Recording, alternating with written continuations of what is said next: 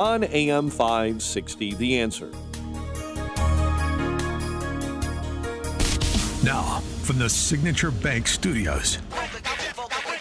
Only the biggest stories, only the biggest guests, and only the biggest opinions. This is AM 560, The Answer. We'll get to it, I promise. John Anthony wants to talk about his blackandwhiteradio.com store. Of course. Why not? All right, what do you got on there? Oh, you name it. Well, You got to go visit it. You have to go visit blackandwhiteradio.com to see what's on there. I love uploading and downloading, too. It's really fun. You know, I made one that says Dudes for Trump. Dudes for Trump? Oh, that's good. Is that a T-shirt or a mug? Hoodie, T-shirt, mug. Hoodie, T-shirt, mug. Good guy with a gun. Good guy with a gun. And just Black and White Radio. blackandwhiteradio.com. Please, head over. You know what? I need to tell you what it's for. Oh. It's going to help me. I'm trying to syndicate show. You're trying to what? Syndicate Black and White Radio until I can get a Monday through Friday show. All right. So that helps with the efforts. Okay. Yeah, but do it myself. All right. We'll do it live. I'm a bet on black. Okay. All right. Have you heard about the Bring Chicago Home initiative? Mm-hmm. It sounds so sweet, doesn't it? Yeah. Bring them home. Safe. It's an initiative to help homeless people, to house homeless people who mostly don't want to be housed. Yeah. And here's a new ad that's out because it's on the ballot March 19th, even though early voting has already started. Oh. And early voting is going to start in all of the wards on March 4th because that's what we like to do. We don't have election day. We have election month and a half. Election season. Yeah, election season. So here it is. Tired of politicians' empty promises? Remember when the lottery was going to fund our schools and cut property taxes? That didn't happen. Then we were told selling the parking meters would balance the budget and reduce debt. Didn't happen either. Now Mayor Johnson promises he'll end homelessness if we approve a massive new tax on property sales across Chicago. Chicago already spends hundreds of millions on homeless programs. Now, the mayor wants another $100 million in taxes and has no plan. Sound familiar? Do you trust Mayor Johnson with $100 million in new taxes? Ooh. Pretty effective. All right, with that, let's welcome back to the program David Hochberg, Vice President of Lending of Team Hochberg at Homeside Financial. Good morning, David. How are you? Good morning. I am outstandingly fantastic. Thank you for asking. So I gave you a homework assignment yesterday, and you did deliver. What is really going on with the Bring Chicago Home initiative? What does that mean for the average person? Well, here, what it means is that the mayor of the city of Chicago, who has $52 million assigned to him from budgeted from the Federal American Rescue Plan Act, and we've only invested 15% of that, or $7.8 million.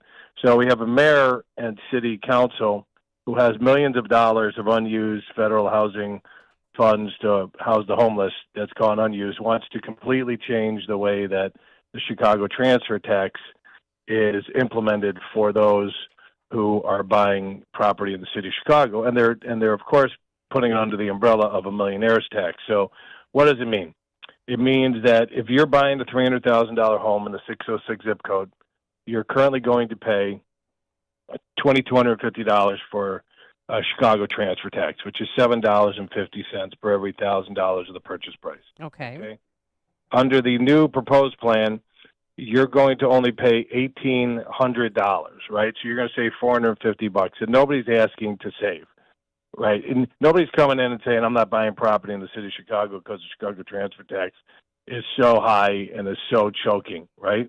Where this is going to absolutely destroy everybody and why you should care about this, even though you don't own $1 million property, is because it's going to put more downward pressure on an already depressed Chicago commercial real estate market. Okay, 150 North Michigan Avenue was all over the papers a couple of weeks ago. Recently sold in 2017 for $121 million, just sold a couple weeks back for $60 million. Okay, wow. So it lost 50% of its value. So under this proposal, a $2 million property, you're currently paying $15,000 for real estate transfer tax. It's going to go up to $31,000. Oh. If you're buying a $5 million piece of real estate in the city of Chicago, you're currently paying $37,500.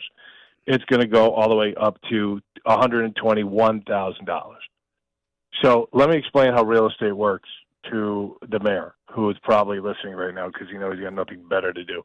The more taxes you put on transferring property or on property in itself, it loses value, Spartacus, okay? And adding $83,500 worth of a tax to a $5 million property, which you might think is a lot of money, but it's not a lot of money when that property has probably been in your family and has been transferred down from your grandfather to your father to you.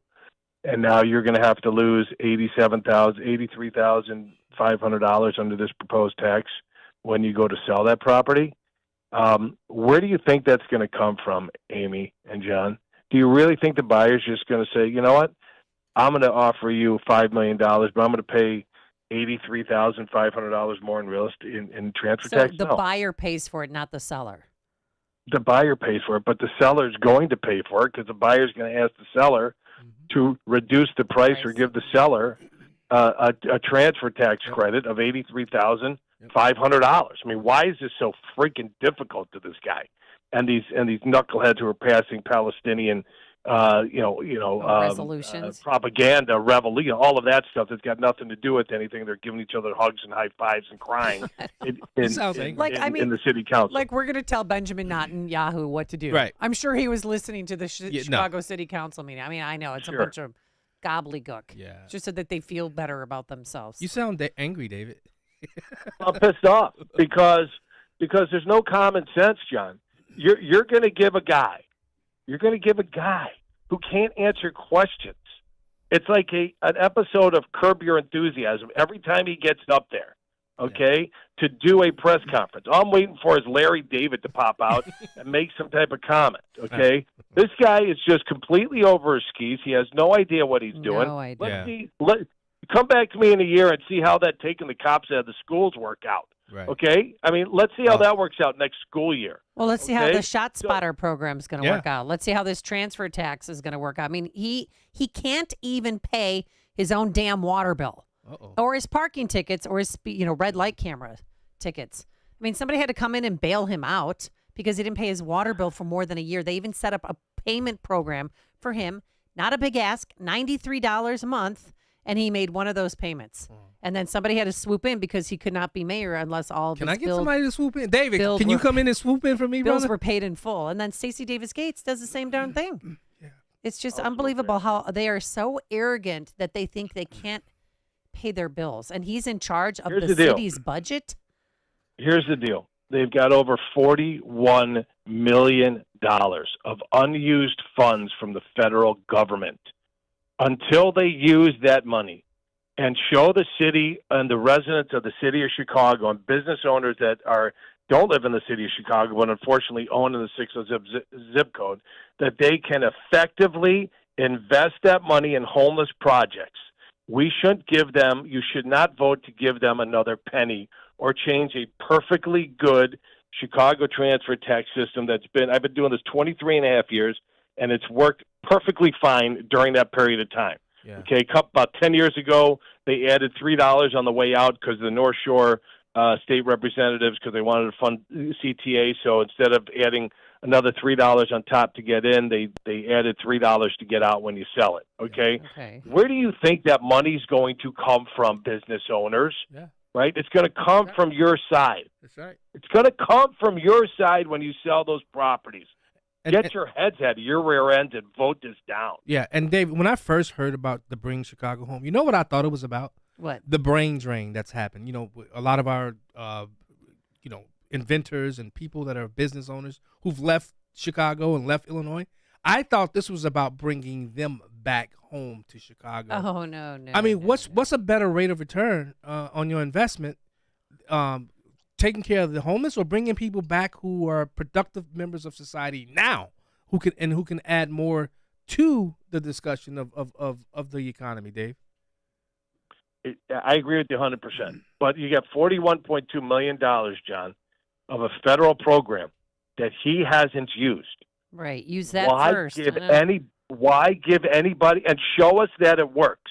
Why change a system that works and give those thieves another penny until they could use the money that they've got? Yeah. And show us that it works. And I'll tell you what, I don't like going on the trains. Okay, I get on the Swift at Skokie. I take it down to the Red Line, take the Red Line and get off at Grand, on the weekends, come downtown to do my show. Okay, that's what I do. Right. Right. It's a homeless shelter. I know. It smells like urine. so bad. It's disgusting. I don't even want to sit It's down. disgusting. Yeah. Hey, David. I'm gonna call these two people out because I'm calling Corey Brooks and Tyrone Muhammad out because you have programs that could really be beneficial to people in the Black and brown communities. Can you quickly talk about what those things are? I told you exactly what was going to happen when I saw you at the event at the cigar thing, right? I've reached out to Black and brown pastors for the past year and a half, offering complimentary credit enhancement, financial empowerment seminars to their members. Yeah. And only one has taken me up on it. Okay, I've spoken to 10. I've called a bunch of them. Nobody calls me back. Okay, I've got complimentary financial empowerment information that I could provide to the Black and brown community. I am doing outreach, but nobody is asking for that outreach. Nobody is seeking that information. So I am doing my best. As you know, John, you've helped me open those doors. Yeah. Okay?